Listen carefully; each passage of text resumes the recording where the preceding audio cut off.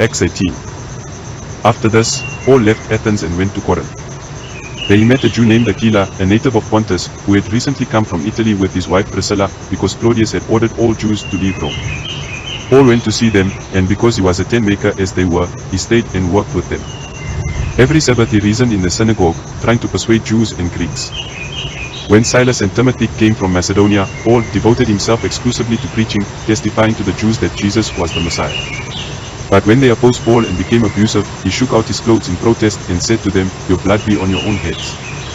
I am innocent of it. From now on I will go to the Gentiles." Then Paul left the synagogue and went next door to the house of Titius Justus, a worshipper of God.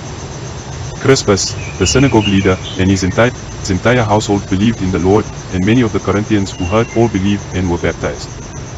One night the Lord spoke to Paul in a vision, "Do not be afraid, keep on speaking, do not be silent. For I am with you, and no one is going to attack and harm you, because I have many people in the city." So Paul stayed in Corinth for a year and a half, teaching them the word of God. While Gallio was proconsul of Achaia, the Jews of Corinth made a united attack on Paul and brought him to the place of judgment. "This man," they charged, "is persuading the people to worship God in ways contrary to the law." Just as Paul was about to speak, Gallio said to them, "If you Jews were making a complaint about some misdemeanor or serious crime, it would be reasonable for me to listen to you.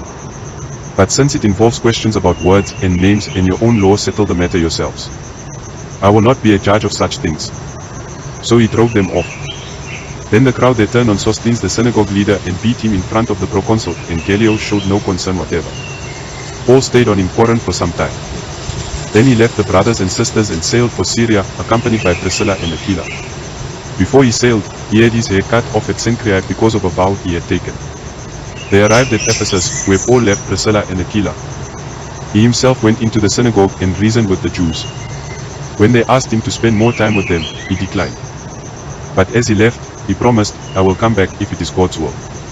Then he set sail from Ephesus. When he landed at Caesarea, he went up to Jerusalem and greeted the church and then went down to Antioch.